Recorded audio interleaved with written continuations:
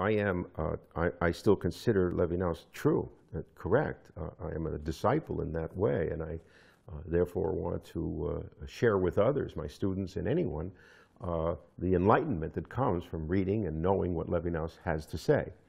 I never saw myself as having to be original, you know, put my name on the marquee, etc. I'm amazed you're even having this interview with me.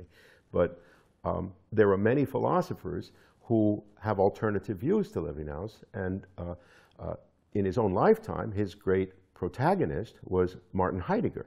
Heidegger also saw the limitations of phenomenology, but he took it back to the Schellingian commitment to the imagination, which he interpreted in an ontological manner as the manifestation of being. That is, the most important project for humans is to align themselves with the manifestation of being understood in an artistic, creative sense as dispensing epochs of history. It's a grandiose philosophy that Levinas disagreed with and spent his career showing the limitations of. Not that Heidegger himself, who had ample opportunity to respond to Levinas, responded. He didn't, doesn't matter. Levinas is a critic of his philosophy. So in Totality and Infinity, one of Levinas's two major works, Otherwise Than Being, or Beyond Essence being the other, he characterizes his own philosophy as at the antipodes from Spinozism. Now, Spinozism is not exactly the same as Spinoza's philosophy, but Spinoza's philosophy would be the source of Spinozism. What Spinozism is, as you've said, it's positivism. It's a scientism. It's the claim that science is the truth and the only truth, and there is nothing else. But it actually takes a worse form when it accepts a natural science, objective science, as the only truth. And in Spinoza's case, he's an early modern philosopher. He sees the rise of modern science, recognizes its greatness, has to fight against theology.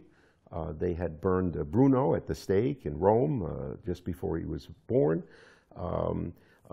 Science is still weak socially, politically. The church is very strong. It's opposing it.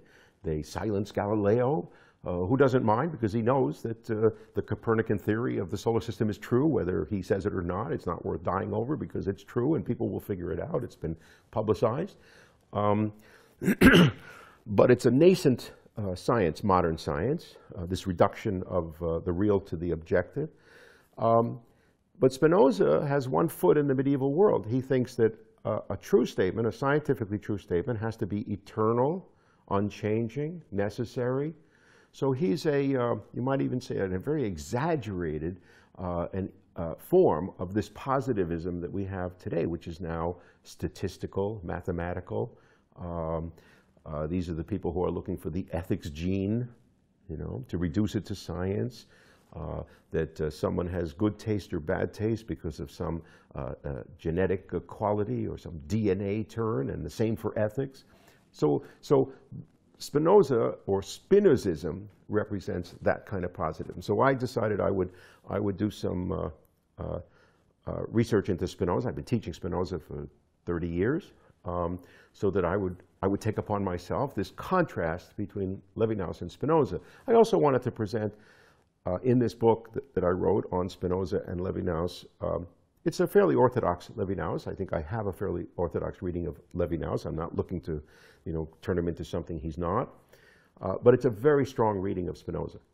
That is, Spinoza is usually seen as the serene sage, and I show that he actually has a lot of spleen, and there's a lot of anger in his thought, and he's not the nice guy his hagiography has turned him into.